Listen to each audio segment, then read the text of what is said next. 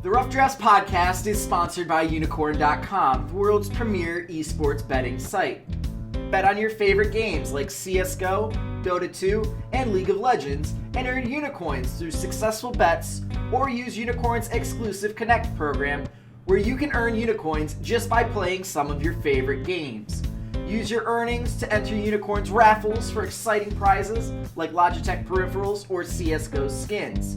So join Chase and Walter and prove who really is the esports gambling expert. Unicorn.com. Log on today.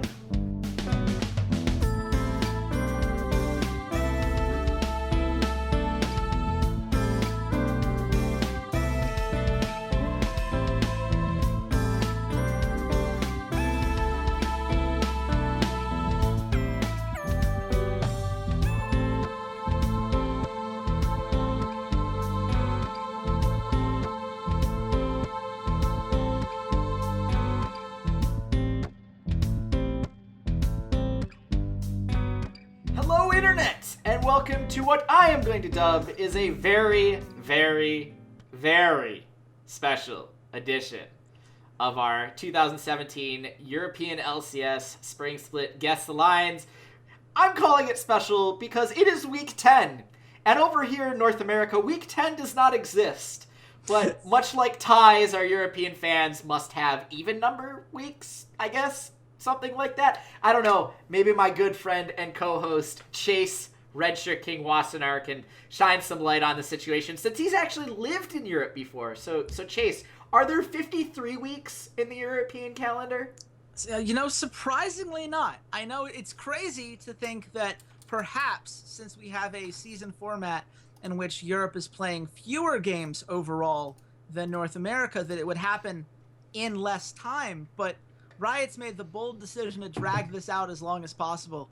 I have some harsh things to say about it later on when we get to my down of the week, but I don't know, man. We're going to have one more week of League. I guess it's nice because this means we get to watch the NA promotion tournament and get a little change of pace on that end before the playoffs go forward, but it's a weird decision from a scheduling perspective and not one that I particularly agree with.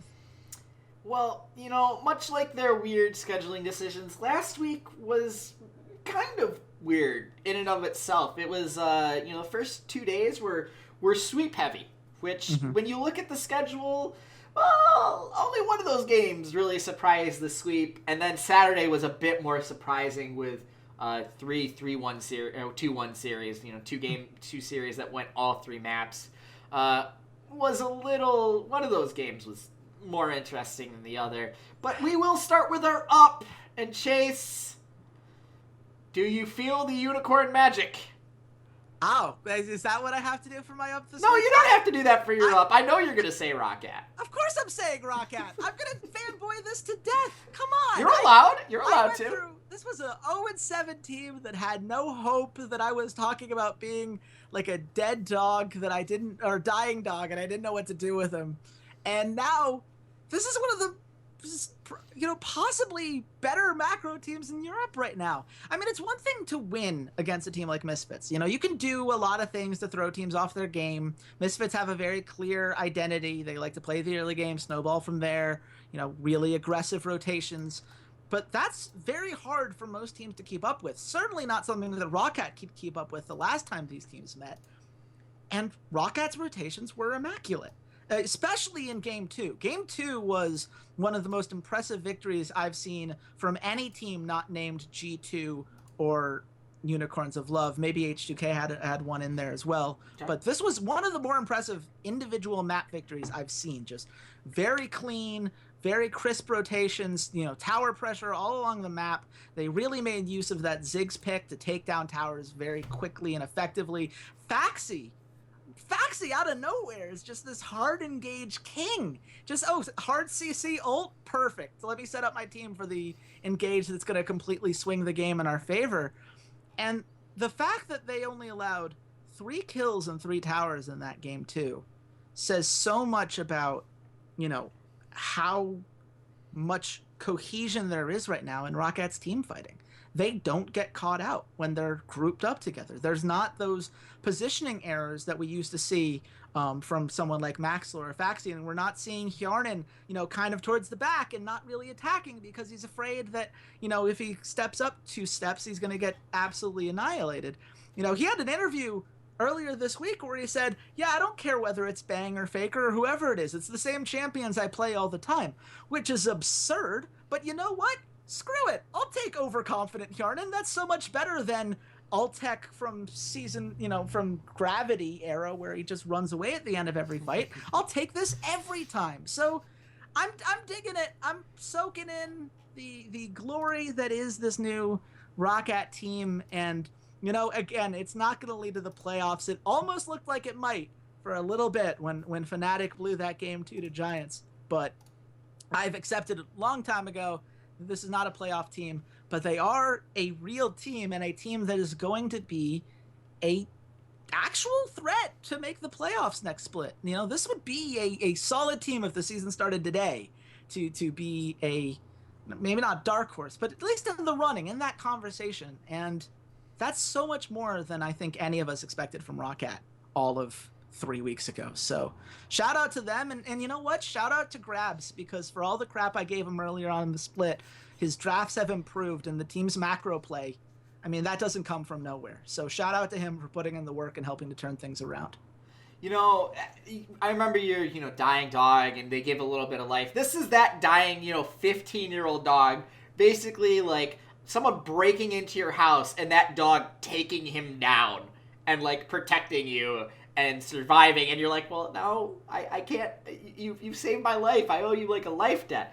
That being said, as much as I would love to continue the gushing about ROCCAT, I won't, because you just heard ROCCAT's #1 fanboy do that. So instead, I'm going to send my up to the top 2 teams in the league taking care of business against the worst 2 teams in the league. There is something to be said for a good team beating a bad team, but there are moments where you do see bad teams, especially towards the end of seasons, get a little chippy. They start going for chop blocks. They start, really setting some hard picks on possible MVP players and, trying to maybe hurt them before the playoffs and all these kind of rough plays. And you see really good teams down the stretch fade a little and get into situations, not they're going to, make it a 3-game series or anything, but there are moments during the games where you're like, okay, like, I'm not feeling too good about this team. And G2 and Unicorns of Love, in a very, very weak week for them, opponent-wise, just took care of business. They swept up. They said, Giants, Orion, you're not in our same stratosphere. Get out of here. We want to move on. 2 very quick series on both of them. And it's really good to see that out of the top 2 teams in Europe, because towards the end of the split, we have seen, top 2 teams in both North America and Europe falter a little in the past. North America, I am so thankful that we will not be talking about them this week, because I don't want to talk about a #1 team in North America losing to one of the bottom 2. Cough, cough, cough. Speaking of bottom 2, Chase, Yes. There are always ups and there are downs. So what was your down this week?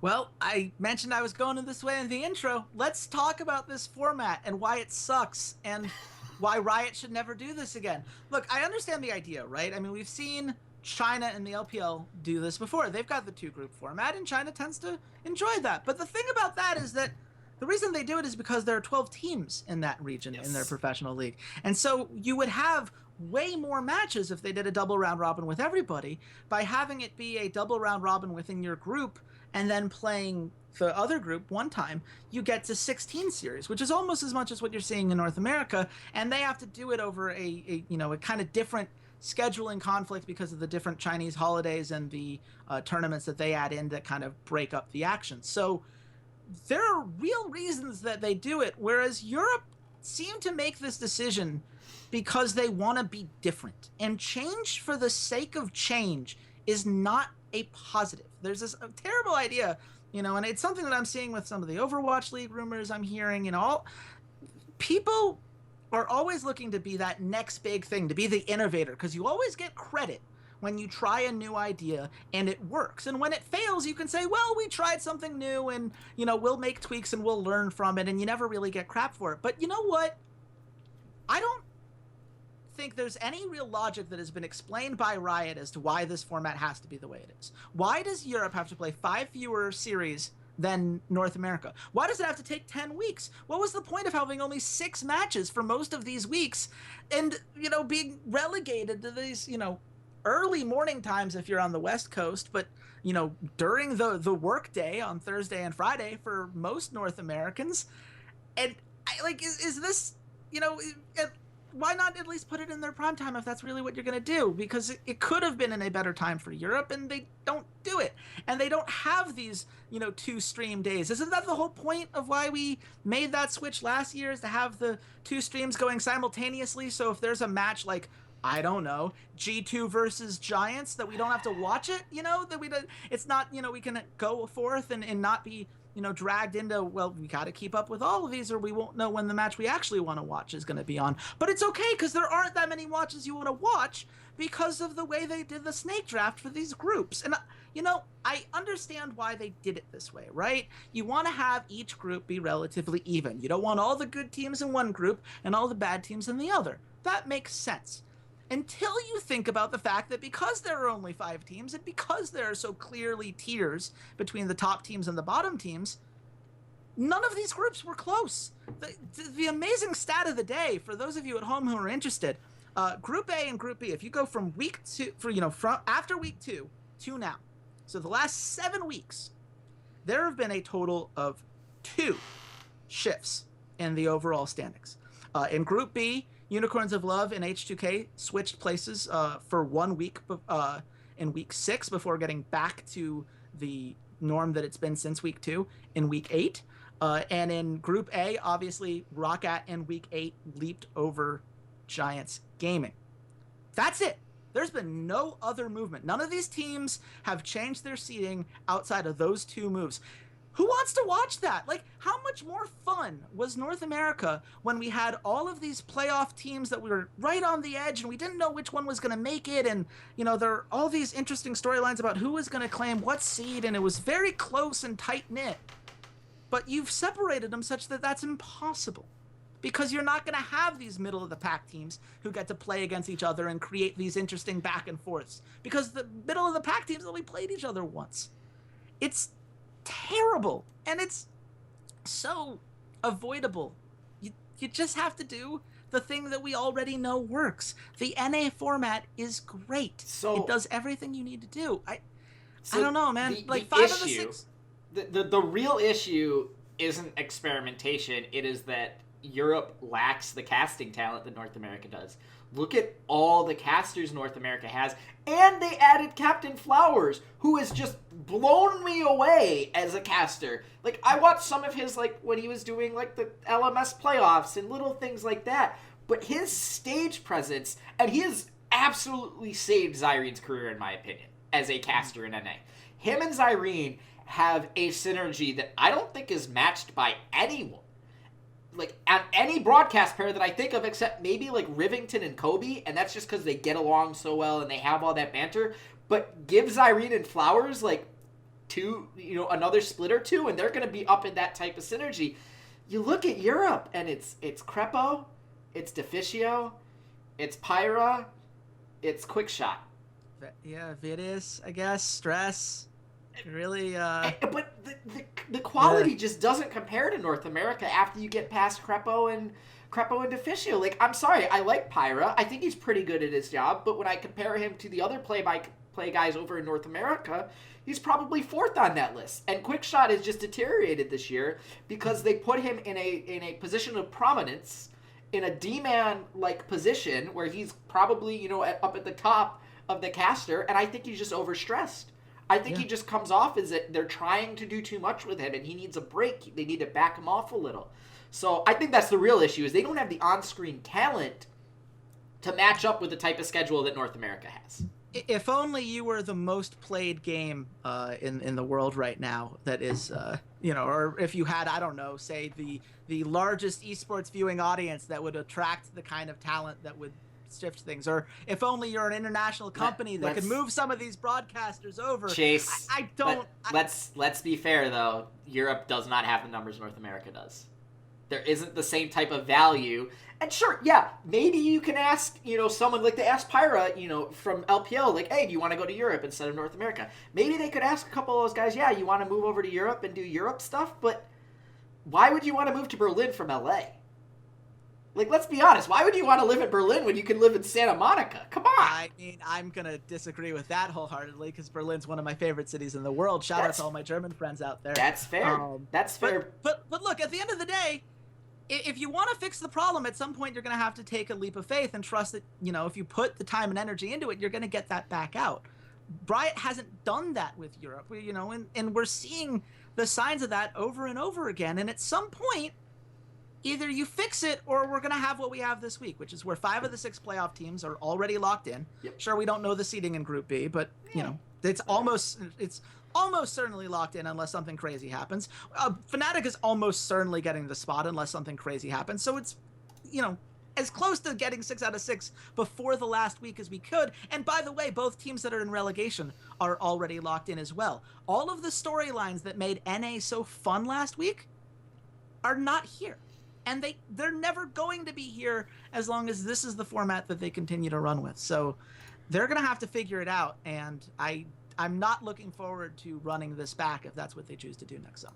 Very quickly before we move on to our actual lines, and no, I'm not stalling because I don't want to talk about our deficit in Europe. My down for the week, Giants. You cost ROCCAT a playoff spot. Yeah. You hurt my best friend's feelings. That's not nice. I'm not very happy with you, and I'm not very happy with Flackshish because I was really high on this kid in the offseason, and he's just, he looks like he's turned into the new Chris, where he's going to be a Challenger Series, all-star, and then, Joe DiMaggio's second nephew or something. I don't know.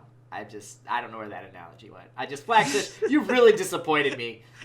Yeah, it was as disappointing as that analogy was, Walter. So you're on. That was the point. I came up really with a terrible analogy.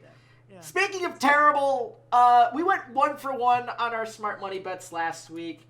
Because ROCCAT 2-0'd Misfits, we got screwed out of our 3 map, which I sat there and I stared at that before the game, a couple hours before the game, and I was on my phone and I had just woken up and I was looking at Unicorn, and I was like, if I gamble on ROCCAT and they lose and I tell Chase I gambled on ROCCAT, I will have ruined our friendship forever. Just forever. And he will never be friends with me. And I was like, well, maybe I'll just bet on Misfits to get the counter jinx in. But I was like, yeah, but then Karma knows what I'm trying to do, so I stayed away. The only thing I did bet on was the 3 maps, and that didn't go through. But we still got the 2-0 for ROCCAT. Maybe they beat G2?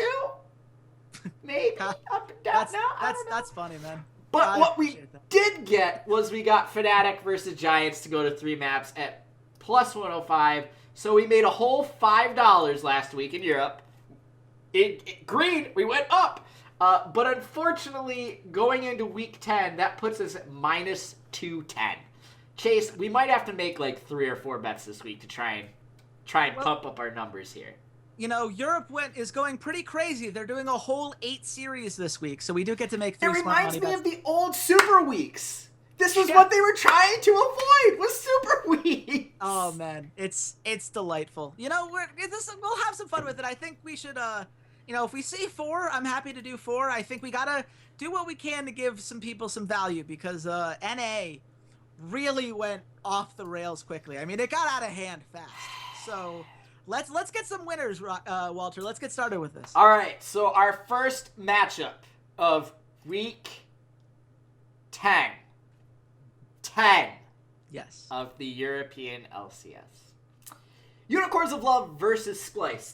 Both of them had solid 2-0s last week against much weaker competition. As we said earlier, Unicorns of Love crushing Orion. And Splyce has really turned it on here in the latter half of the season. They crushed Team Vitality. Chase, I know we talked about Splyce a little bit last week, but really, what has been the crux of this resurgence? Man, the meta shift just plays so beautifully into Splyce's hands. And when people say that, it's usually meant as an insult, right? The idea that, well, it's not that these players are great on their own. It's just that they have this one play style and it happens to be, relevant right now. But, the things that really held Splyce back are things that don't matter so much anymore. You know, the weak early game was something that really affected them when they were playing against the top tier teams. It's about a 48.3 early game rating right now. That's 6th in the league. And that's after they've been on such a run these last couple of weeks. But you know what? That doesn't matter when snowballing junglers aren't necessarily as popular as they used to be. You know, the idea is that as the games get a little bit later, as we start seeing games that are decided more in the 20 to 40 mark than the 10 to 20 minute mark, which is where things kind of used to be, then things like lane efficiency come into play. In lane efficiency, they're at 51% right now. That's the tied for first in the league. That's everything that you could want in that situation. You know, jungle control, 51.6%. Say what you will about Trashy, but when he gets time, his pathing is actually pretty smart, and they do get good inlets in to get those wards down and get the vision that they need around neutral objectives. Oh, and by the way, we're in a meta now where top laners are able to do so much more. You know, if I'm going to give Faxi credit for the step forward he's made, well, let's keep in mind that Wonder gets more resources than any other top laner, and now he's in a position where he can play something like his Kennen, which was just beautiful to watch. I love his Kennen. I think that everything's going their way, and it's, you know, it's not that they couldn't figure this out before. You know, I think that maybe if they had more time, you know, some of the team fighting things that they had, you know, were great regardless of the meta, and I think that they could adjust if, you know, in a world with infinite time and energy on their hands. But you know what? They're going to take this as it stands. This plays perfectly into where they want to be. And it makes this a very interesting series against Unicorns of Love, because while people think the Unicorns of Love is this early game team because they're, you know, kill crazy and they love to make these ganks, well, actually, they're another team that, you know, doesn't necessarily have the early game rating that you'd think. They tend to make their big push in that 10 to 20 minute start, you know, rather than a very early start. And then the 20 to 40 minutes is when they start making all of their tempo plays. And their tempo plays are not getting any less effective, for the record. You know, you look at how much they love to play around the top lane and get Vizicsacsi ahead. Well, that's led to a 77% Baron control rate, which is absurd and is also first in the league. You know, Exile at this point, he's getting to roam around the map more because he doesn't have to worry about so many junglers coming into his lane. And that's something he was already doing, but now he's doing it with an efficiency that's just crazy. He's averaging 5.6 kills per game right now. Next closest is Power of Evil at 4.5.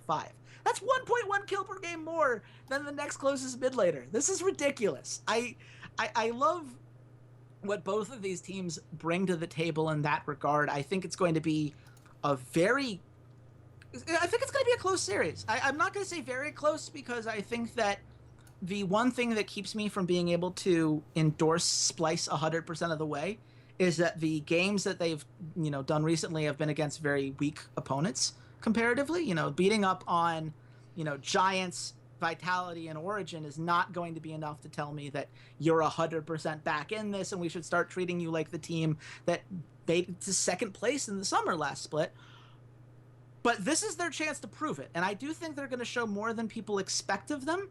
I don't think it's going to be enough, but I think that'll say more about how good the Unicorns of Love are right now than it will about Splyce. I will say that Unicorns of Love, to me, this past week showed they can play varying styles. They showed that they can play we're going to sit back, we're going to farm up, we're going to play to more of a scaling champion composition when they played the Caitlyn and the Kassadin. That very much... Kassadin is very, very weak in the first 6 levels. Extremely weak. And Exile did a very good job, and Senkux did too, because he also played Kassadin. They both did a very good job of playing around those first 5 levels, and when they blow early flashes, to not really die. I believe it was Senkux that had the attempted tower dive on his Kassadin with the Graves, and he was skirting around the tower, so the Graves was hitting the tower and not him. Just fantastic micro, and both of them did very well, but that was something we really haven't seen necessarily out of Exiles, playing those kind of scaling mid laners very well. And then he, game 1, he just had this absolutely brutal talent that was constantly roaming around the map, and him and Xerxes have turned into a just fantastic dominating duo in their own right, and they have steadying presences in both of their side lanes, and Vizicsacsi and Hylissang. Samux they didn't need to have the best AD carry in the world. They didn't need to have the best AD carry in Europe. They just needed to have someone who was consistent and who could play to their strengths. And that's what Samex has been doing. He's not going to be on my all-pro team. I'm not putting him for most improved player of the split or anything crazy like that. But he has had a very solid, I'm the fourth man on this roster. You know, I'm going to do my part and try not to get caught and try not to lose the team any games. Chase, when it comes down to it, what is going to be the deciding factor and what's a very important match for Splyce? Well, at the end of the day, I think it's going to come down to the top lane. Wonder and Fedczuk are both the guys that these teams like to play around.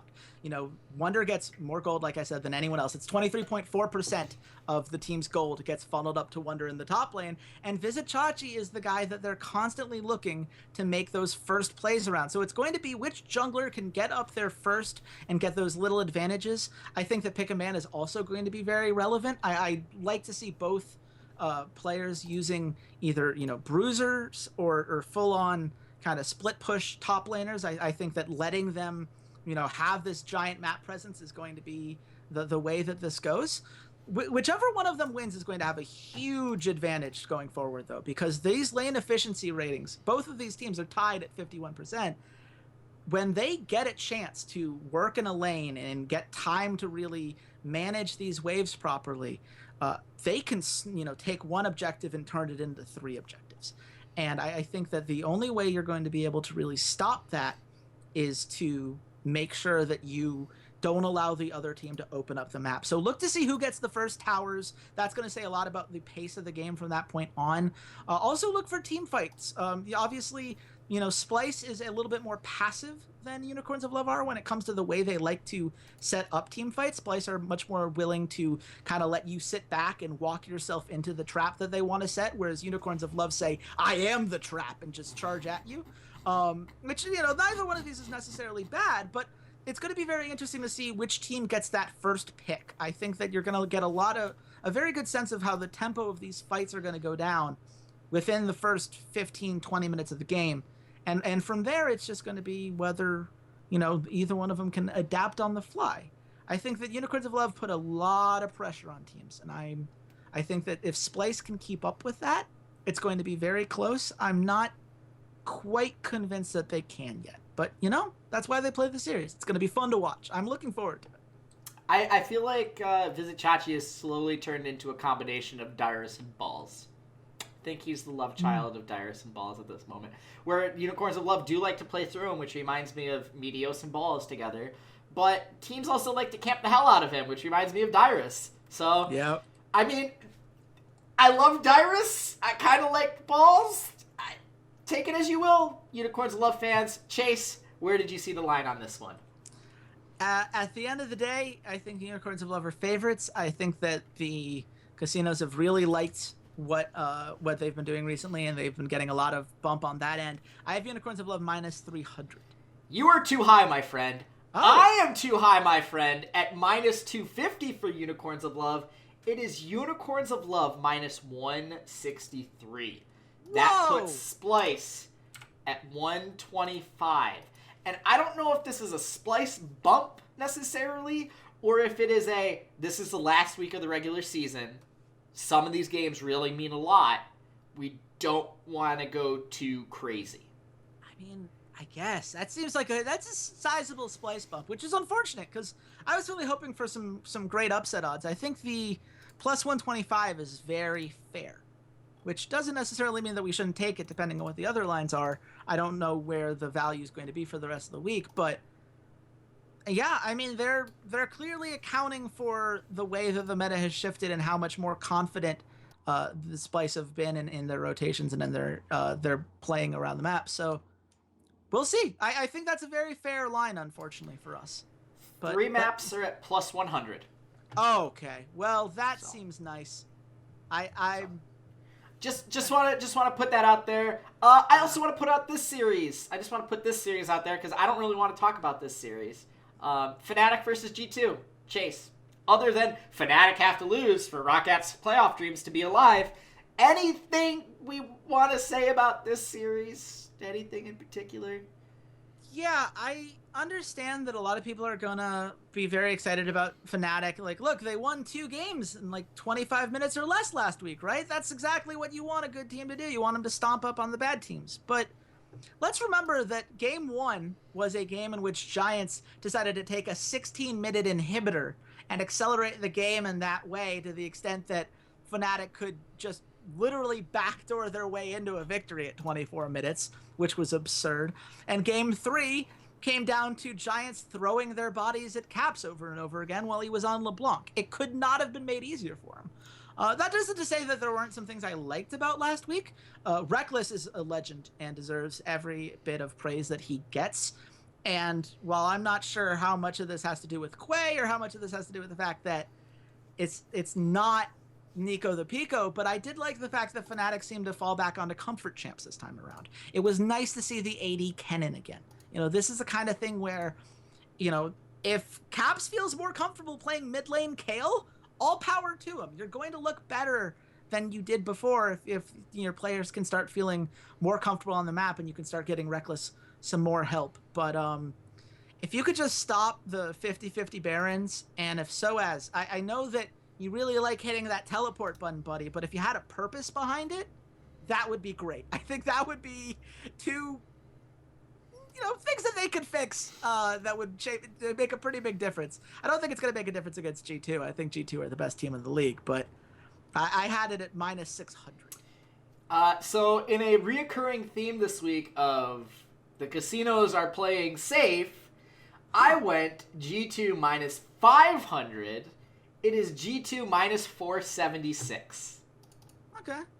So not terrible, but definitely a little like, maybe G2 aren't going to try as hard. Maybe Fnatic gets something sneaky. Fnatic's at plus 320.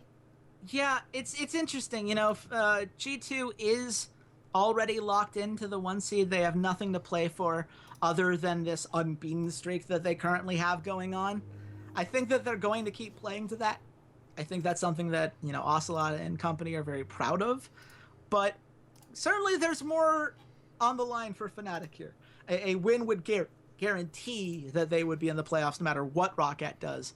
And I think that all Fnatic fans would rather have that under their belt and just not have to worry about some weird thing happening when G2 goes up against ROCCAT and suddenly making that series against Misfits on Sunday very relevant. So it'll be, I think G2 has it, but I can see why the line was lower than I anticipated. Okay. you can talk yourself into that. I guess you can talk yourself into ROCCAT beating G2 in a little bit, but we still have a few more games to get to before we do that. H2K versus Origin in another game that I just don't want to talk about because it doesn't really freaking matter. Chase, any last words to, Origin fans, since this is thankfully the last time we will ever see this carcass across our screens? Well, I'll ask you this, Walter, because I'm sure you read my worst teams article. Yeah. That got published on Unicorn. Absolutely. Yesterday, which you guys should totally check out and will be in the description for this video. Where does Origin rank on your worst teams of all time list? Second worst team of all time behind Coast, because at that moment, Coast had that lovely writer who wrote that piece about how Santora had left for TSM that was posted on their official site and then, was miraculously disappeared. And all we can assume is that they're lying in a ditch somewhere in the Nevadan desert. So that Coast team takes the cake because I don't think you can match that level of craziness. So, yeah. But they're a solid number 2. This is a very solid 2. At the very least, it's very hard to see another team stashing away half of their roster onto a challenger team that then also failed to qualify. You'd have to try very, very, very hard to be worse than that Coast team. I currently have them at 3. I think that Move Your Mothers was slightly worse to me, just in the absurdity of that whole situation and the way that their management handled or in many ways didn't handle that whole thing. But Origin, you've still got time, man. You can play yourself down over the next couple of weeks. So play Cyanide. Just play Cyanide, dude. I don't care. Make him 80 carry. I want to see Cyanide. That's all I want to see. Just take the Cyanide capsule and have a mercifully sweet death. Where do you think the line is, Chase? I have it at H2K minus 1,500. All right, this is literally the only high line of the week. You get this, my friend. I said H2K minus 1,000. Yeah, it's H2K minus 3,333. Origin at plus 900. And I don't think there's not going to be any value on a 2-0 at all. Stop it. There's no value on a 2-0. Yeah, it's at... The 2-0 for H2K is at minus 285. Yeah. Which would be... It's guaranteed money. That bet's going to land. Origin is completely and utterly just defeated. Yeah, there we go. That's all I have to say about that. Giants versus Misfits? Yeah. Anything to really say about this series other than Misfits kind of needs to get a rebound here? Yeah, well, let's talk about Misfits because that's the other side of that ROCCAT coin, right? I was gonna say Misfits for their series against Fnatic, but yeah, let's talk about Misfits now. I mean, that's fair too. If we're gonna wait on that, then I'll just say really quick about Giants. Flaxius, Memento, and Knight all being on Assassins was cute. I like the idea of like, oh yeah, Flaxius Talon top lane, why not? Doing that against Zillion, Ezreal, and Tom Kench was suicide. And I think that that's possibly the best way to explain Giants gaming is just they have these ideas that don't quite work in the optimal situation, and they find a way to use them in the worst possible situation. I genuinely, most of this roster is not LCS caliber at this point. HeQ should really be in the same conversations as Keith. 2.7 KDA, 652% kill participation, negative 102 gold difference at 10 minutes, and 236.6 earned gold per minute. Oh, and by the way, 401 damage per minute. That's worse than Keith. Hold on. I'm going to call a big timeout on this because HeQ is a rookie, and Keith is not. Keith has actually been used to try and motivate the following 80 carries. Piglet and Wild Turtle. And HeQ has never been used to any of those things. So I'm willing to give him a split when he was brought on at like the last moment to be this team's 80 carry. I'm willing to go, it's your first rodeo, buddy. Okay. Sure. He's getting a pass that I would not give Keith. You can keep Flaxish and HeQ in your little corner. You can lead their fan I'm not club. defending him in any way, shape, or form. I'm just saying, like, Keith is at a different level because Keith has been around for a full year. Sure. But I think that when you look at the numbers, there are enough similarities that we should really be looking at HeQ and saying that this has not worked. And I think that at the end of the day, Giants have a lot of changes that they'll need to make if they escape relegation. I think that they might, but we need to see some fire from them in this series. If they could take a map against Misfits, I will be feeling better about them moving forward. But that's going to be a tall task. Where do you think the line is? I have it at Misfits minus 500, but you seem to be insinuating all these lines are low, so I'm starting to get nervous. Well, Chase, unlike Giants roster, this guess was in fact a slam dunk. I said Misfits minus 450. It is Misfits minus 500. You absolutely nailed it, unlike the Talon top lane pick. What's that put Giants? Giants are at plus 335. I wouldn't touch it with a 40-foot pole. Nope. Moving on to the last game that nobody really cares about except our diehard Unicorns of Love fans. That's the only reason I'm watching them is because I enjoy watching Unicorns of Love. I genuinely love your mid laner and your jungle and pretty much everyone else on this team. I love your owner. You guys have turned me on to Sheepy. Romaine's awesome. I just like watching this team because I like watching the players. Yep. Vitality, on the other hand, I hate everything about this. Absolutely everything. I don't like a single one of their players. None. It's one of those things where Nuke Duck had that one game. They were so close to potentially grabbing that game 3 against H2K, which they had no right to be in the first place, but they had that weird Blitzcrank pick. They were doing some fun things, and they got that Baron. It was just nice to see them try, and Nuke Duck was hitting these ults and getting them to win these fights that they shouldn't win, and then he steps on that trap and just completely throws away the game and thus the series. And I can't think of a more apt metaphor to describe what Vitality has been. I mean, as you look now, we're in split 3, right? You know, this is split 3 of Vitality, and the one thing that they've kept are their solo laners. That core has been here all 3 splits. And so let's do a check-in on Cabashard and Nukeduck, shall we? Cabashard, right now, he's getting 22.9% of the team's resources. That's the second highest of any top laner. So what's he doing with that? Well, he's got a 3.1 KDA, 60.4% kill participation, just barely ahead in goal differential at 10 minutes, and 360 damage per minute. That's average or worse in every single one of those meaningful stats. So you have a player who is getting you a below average performance while getting well above the average in terms of in-game resources. That's a problem. Let's see Nukeduck here. Nukeduck, 2.5 KDA, 63.7% kill participation, and 250.5 earned gold per minute. All of those are 8th or worse compared to other mid laners. So what's the plan? How do you build around this core? If this is something that you're going to lock into for split number 4, what is your ceiling?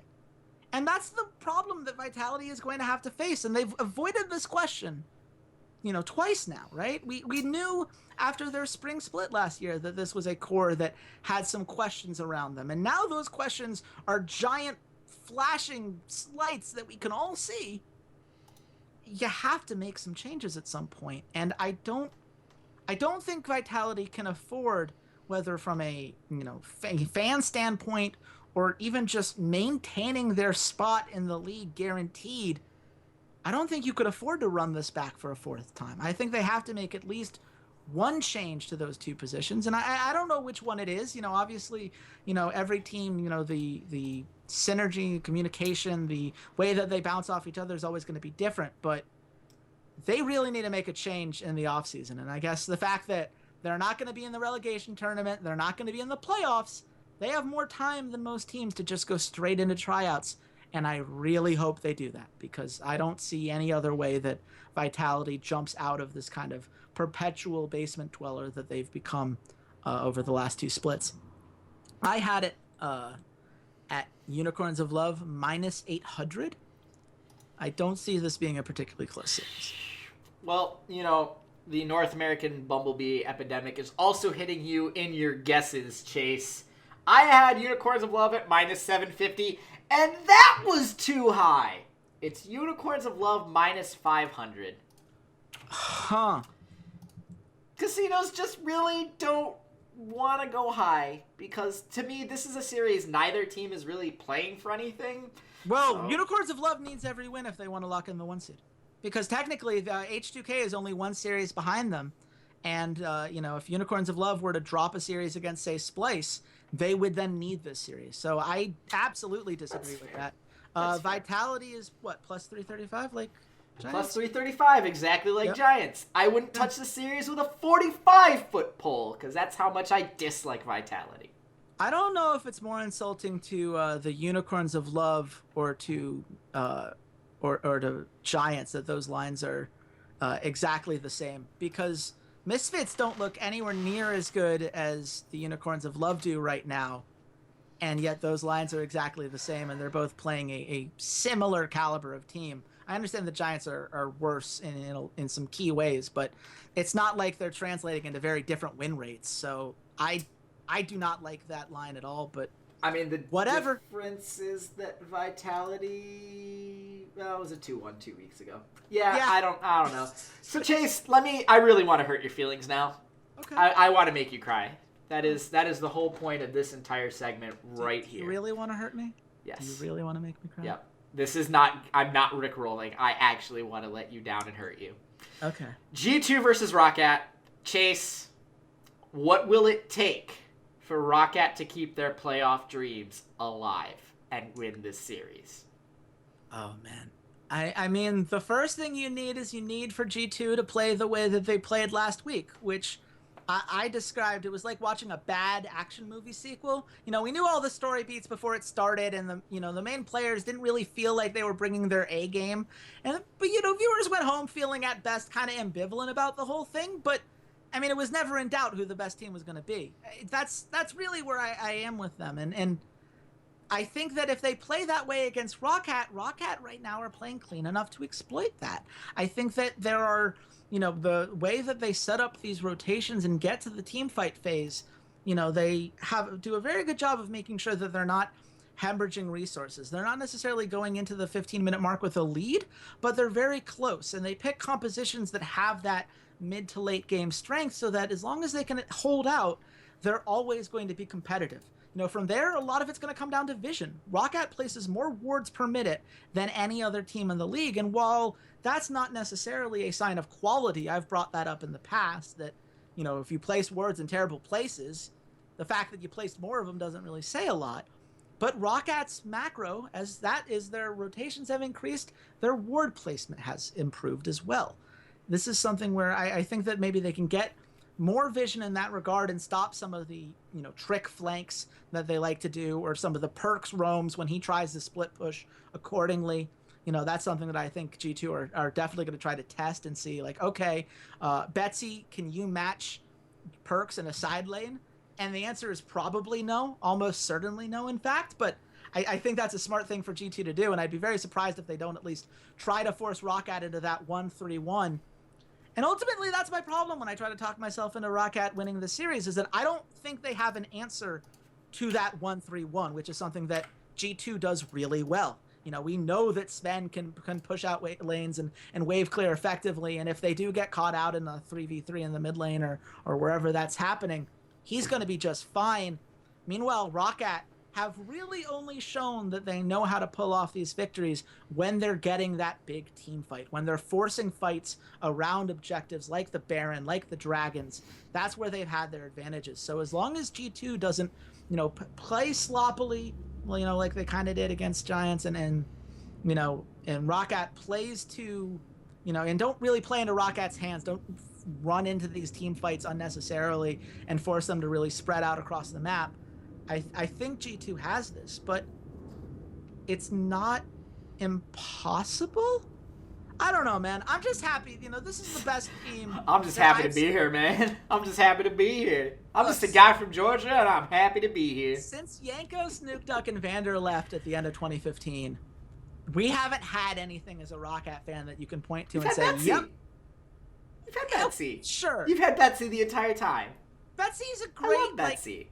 2 to 3 option. He's like Reckless. If he's the second or third best guy on your team, you're probably fine, but he should not be your superstar. And unfortunately, he was put in that position, I think, and ROCCAT struggled mightily as a result. But this could be the dawn of a new era for ROCCAT. This is a new look team that is playing as a team right now, and that's the big thing. These are not looking like individual players that feel outmatched or uncomfortable on the big stage. These look like 5 guys who are playing as a unit right now and are improving every week. And what's that? I'm smelling some Splyce in the air, some 2016 summer Splyce coming in here. I think that's in play. I think they could be that kind of team. I could totally see that on the horizon. That's the hope for me. It's not going to work out this split, but they've done enough for me to not care anyway. I have it at G2 minus 600. So, we're going to split this. Okay. Which means I'm up a point with 2 left. Yes. So, listen, for me, ROCCAT, I like them. I like the organization. I am a Betsy fan. I'd even say I'm a Betsy mark. I really like Betsy, even though he's given me not a whole lot to mark out about, other than the fact that he plays Swain, and it's glorious, and I love Swain. But, to me, they just feel like a less talented version of G2. And their win condition is what FlyQuest's win condition against TSM in their first matchup was, which was, in Game 2, TSM has to face check into Orianna ultimates. They have to physically walk into these big team fights. And G2 are too smart for that. Sure, maybe they'll get a little antsy and they'll be like, oh, let's just try and push this and punish this and get on with it. And we get a week off or 2 weeks off before the playoffs start. We don't have to worry about anything. Enjoy a nice little vacation. Whatever, G2 vacation meme, ha ha ha. But I don't think, FlyQuest couldn't do that for 2 games in a row. They couldn't get that second game of TSM walking into Orianna Ultimates, and I just don't see G2 doing that. Maybe this goes to 3 games. Look, if this goes to 3 maps, that's a victory in and of itself. I do not think that ROCCAT, they are outmatched probably across the board right now, but Rome wasn't built in a day, guys. Look at where they were 4 weeks ago. I'm fine with them being a worse version of G2. That is so much better than a dying dog. I'm so happy with this. This is perfect. I'm fine. Where was the line, Walter? So Chase and I both said G2 at -600. It is G2 -500, but ROCCAT are at +325. So they're 10 points lower than Vitality and Giants were against their competition. And I don't usually compliment the VIG on a unicorn line, but that's actually quite smart. I just wanted to point out, like, I think that's totally fair the way they did that. I think ROCCAT do deserve at least a slightly closer bump than the previous 2 series. So and 3 maps. What's 3 maps? 135. Okay. G2 have nothing to play for. I think this goes to 3 maps. I mean, all you need is a couple crazy Faxi ults, and suddenly they can snowball some sort of mid to late game thing in their favor. I only need 1. I think that's in play. I like that bet. Well, moving on. Yes. H2K versus Splyce. This is very important. This could be a very, very important series. Gotta be game of the week, right? Yeah, sure. I'd say game of the week. That was a very reluctant. That's the thing is I feel like G2 versus ROCCAT is more important though. Like I think Splyce and H2K are fine with we're in the playoffs. That's what we care about. I don't think there's a huge difference between being the 2 or the 3 seed out of that group. Like you're either playing against a reeling Misfits or Fnatic. Like, You just used the word ROCCAT in important match in the same sentence, and my heart just skipped a beat. Like, that's just, that's so great. We're relevant. We're relevant, Walter. I love it. See, this is the thing. Like, you as a TSM fan, you'll never know what it's like. I hate this. Can I just have miserable Chase back? I am gambling on ROCCAT to beat G2 now. I am going to kill your hopes and dreams because I'm a smart ass. God damn it. Because I'm going to do that to you, Chase. Don't forget, I'm turning into the ultimate heel day in and day out on this podcast. But Splyce versus H2K. Yes. Your game of the week, I'll say it's pretty damn close to me. I'll say it's pretty damn close for me. Probably for the 2 seed. Like I said, I don't think there's any difference between the 2 and a 3 seed. What do you want to see out of this match from both of these teams? Well, if you're the heel of the podcast, I think H2K has been the heel of the EU LCS. I don't watch a lot of those team, shows that they do on YouTube, but I watch H2K's. Their memes are incredible. The Dardoch, Liquid letting Dardoch down one more time hit a little bit harder than I was expecting. So shout out to H2K's media team for that. Oh, but man. yeah, I mean, I'm looking for H2K to play a full 3-game series. I think that last week was very weird for H2K. It was fun. Certainly the matches were close, and that game 3 when they finally stave off the Vitality push to grab the nuke duck out on that counter, like that was a really great moment, and it says a lot. They showed some resilience in both games 1 and 3 in that regard, because they were actually behind in the early game 2 out of the 3 games in this series. And that to me is baffling, because it's not like Vitality is particularly good at the early game, and H2K has the best early game in the league. They're 63.3. I don't know what's going on with them right now. Jankos obviously still great at jungle control. On the whole, 52.1% right now for H2K. That's the second highest. Only Trick has a better handle on how to control as many resources from the jungle as possible.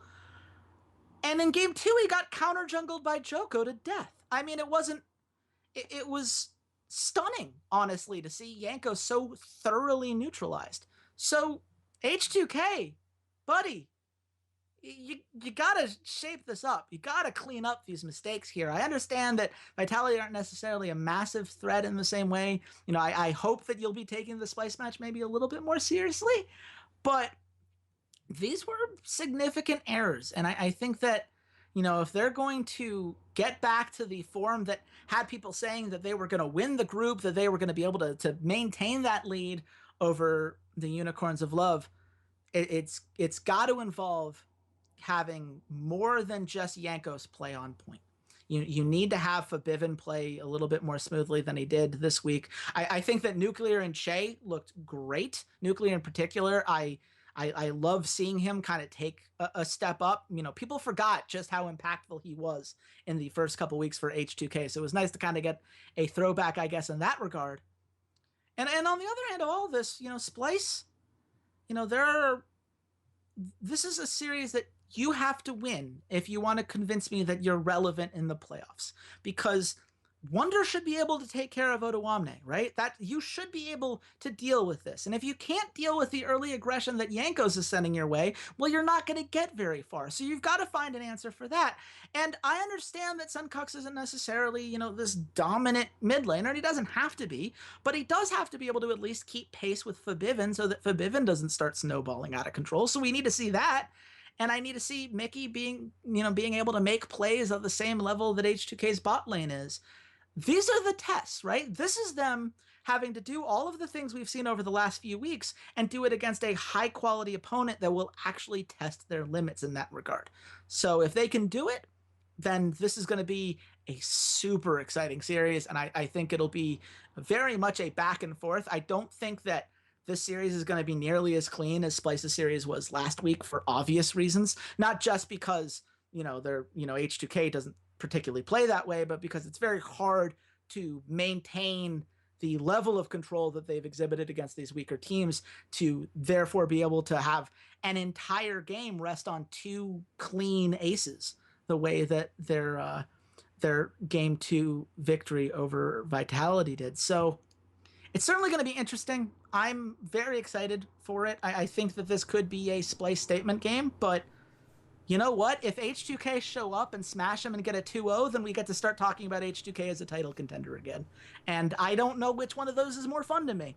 I think we win from a storyline perspective no matter what, so I can't wait to watch it. I think we win from a storyline perspective if we have G2 and Unicorns of Love, the clear number 1 and number 2, and then, 3 other teams kind of all duking it out underneath them to try and knock off the king. So I'd rather see a Splyce victory here. Chase, Where do you see the line? For everything I said about H2K's weird performance last week, I think that is more of a blip than the norm. I think that they're going to come out strong this week. I have them at minus 180 favorites in this series. I had H2K at minus 200. And Chase, your EU Week 10 dreams are still alive, just like ROCCAT. You take it. It's H2K at minus 175, Splyce is at plus 135, and 3 maps is at plus 100. Yep. Okay. So it seems fitting that much like ROCCAT's potential playoff chances, that your ability to lengthen your lead in our Guest Alliance Challenge rests on Misfits versus Fnatic. And Chase, is there any worse time to be really rooting for a Misfits victory here? They've looked really bad the last couple weeks. I mean, honestly, I think that the G2 problem is a much bigger one as a ROCCAT. Yeah, whatever. I'll get to Misfits. G2's on vacation. Don't worry about it. But look, Misfits has some serious problems right now. Let's start with the good, because I do want to mention that this is not I don't want to be all doom and gloom when it comes to Misfits. Alphari right now is the most dominant laner in the top lane in the league. And given all the nice top laners I've been talking about so far this podcast, that says a lot. He's right now averaging a 182 gold differential at 10 minutes. That is twice as high as the next closest top laner. That's absurd. And the damage he was able to put out, even in those losing efforts last week, was incredibly impressive. I thought that he did a great job of keeping Misfits in that series. Unfortunately, I think Misfits is kind of stuck in the past right now. The drafts that they've been doing over the last couple weeks feel much more at home in 7.3 than they do in 7.5. You have Hans Sama as your AD carry, and Lucian is now playable. What are you doing? Why are you playing with this Ashe stuff? What's the point of that? You can do fun carry things now, and you have one of the better AD carries in the league. Let us watch him pop off. Please, I shouldn't have to beg for this. You should be able to realize what a strength that can be for you guys. And yet they're not doing it. And it's kind of puzzling to me. Cacao, I understand, he likes to play the Rengar, and that's fine. I don't think Rengar is necessarily as bad a pick as the draft rate in North America might insinuate, but I don't think it's an ideal pick for him. And the fact that they're leaning onto it so hard when there are so many other junglers that he's been good with that fit in this meta better, I don't get it. I don't understand the point of that. And, Power of Evil has been such a huge part of their offense, right? I mentioned that he has the second most kills per minute earlier in this podcast, or kills per game, I should say, of anyone in any other mid laner besides Exile. And they put him on Karma last week. Why? What's the point of that? Why? It's like they don't understand that they have all these weapons on display here, and they have all these tools that are perfectly equipped for this meta, and they just won't use them. And to me, that's a coaching problem. That is a coach and an analyst team that is not properly identifying the ways that the meta has shifted, or they haven't shifted their scrimmage strategies in order to account for these things and to make these kinds of changes. And, I understand they're locked into the 2 seed. It doesn't matter. Maybe they are just hiding things. If ever you could make a case that a team is just not playing to their best because they don't want to reveal anything, Misfits are the perfect case of what that would look like, right? A team that is not necessarily playing poorly on purpose, but is not drafting themselves into the kind of play style that makes sense in this meta and that we know they would be good at. But guys, you could just do the thing that you're good at. It's okay. I promise you, it'll work out. You have these weapons at your disposal. Use them. Make Alfari's life easier on himself, please. I want to see that cleaned up. I want to see them playing to their strengths. I want to see them putting themselves in a position where we go into this next week and say, man, I can't wait to see Misfits in the second round, instead of, ooh, man, I don't know about Misfits. They're going to go up against Splyce, and I don't feel good about that series. Their momentum's going in opposite directions. Like, that's not the conversation that Misfits fans want to be having with their friends at the water cooler this week. So, come on, Misfits. Do the thing. Let's move on now. If you're talking about League of Legends around a water cooler, I really want to work in your office, because that must be the fact your office might still have a water cooler is kind of incredible. But Chase, just so you know, when ROCCAT beat G2, I'm going to put a whole bunch of money on Fnatic. A whole bunch of money. So before I actually really ruin your night, where are the lines on this? Who's the favorite? What's the odd? Man, I'm very nervous because you've been doing this kind of like reality show style twisting of words to get me to not know what side of this I'm on. I said Misfits minus 320. I think that they should be strong favorites here. I think that Fnatic have played themselves down, even if Misfits have been struggling. But I'm feeling a lot less confident after seeing some of these other lines. So tell me, Doc, what's the turnout? Ladies and gentlemen, I said Misfits minus 300. Mm-hmm. It is Misfits minus 277. I take the European LCS week 10. That puts us at 10-9 going into the playoffs. And Chase, before I truly ruin your night, I want to do some smart money bets. I really just want to tell... Wait, what's Fnatic on that, sorry? Fnatic is at plus 200. And this is going to play into my little story at the end, which I'm going to make you cry with. Chase, I want to suggest to our listeners this week that we take 4 3-map bets. Okay. I want to take Splyce against Unicorns of Love at plus 100. That should absolutely happen. I want to take G2 versus ROCCAT at plus 135 for 3 maps. Yeah. I want to take Splyce versus H2K 3 maps at plus 100.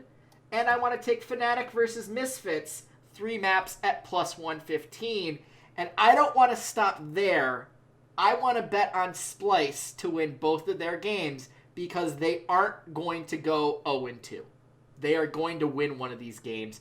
I just don't know which. You know what? Usually I'd fight you on this and saying that 6 bets can only go horribly wrong. But honestly, I've seen the rest of our bets this season. So really, what's the worst that could happen, right? I mean, we lost $300 in North America last week because Phoenix One decided to play shady out of nowhere. So you know what? Sure, let's do 6 bets. Let's go all in on this crappy slate of games that have like 2 or 3 series that are almost kind of sort of interesting. Let's just do it. I'm all in. Let's go, Splyce. So we are going super heavy. We are taking Splyce over Unicorns of Love at plus 125. We are taking Splyce over H2K at plus 135. We're taking 3 maps in Unicorns of Love versus Splyce at plus 100. We're taking 3 maps in G2 versus ROCCAT at plus 135. We're taking 3 maps at plus 100 in Splyce versus H2K. And we're taking 3 maps at plus 115 in Misfits versus Fnatic. Chase, where can the good folks at home find you before I make you cry?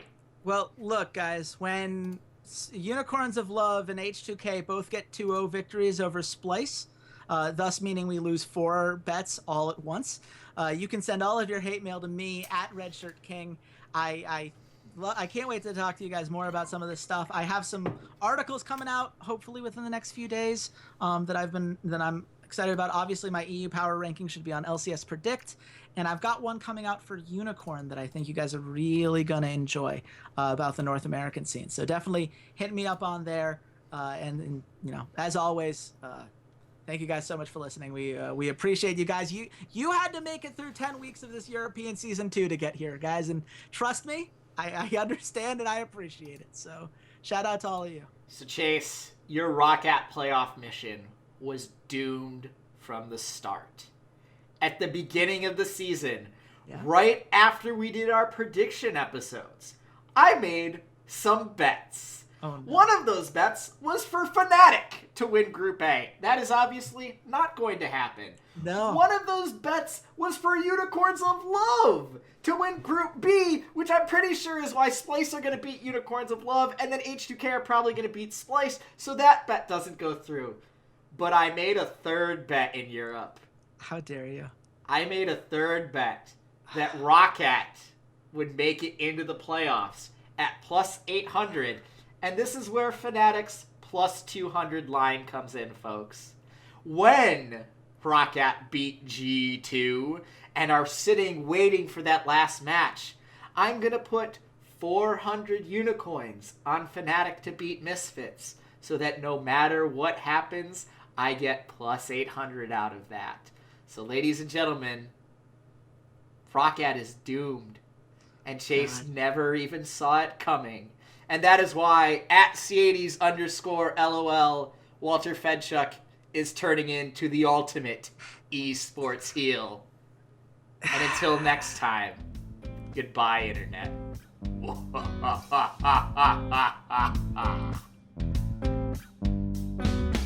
Hey there, Ceades here. Thanks for checking out the podcast. And if you enjoyed today's episode, consider supporting us at www.patreon.com/roughdraftspod.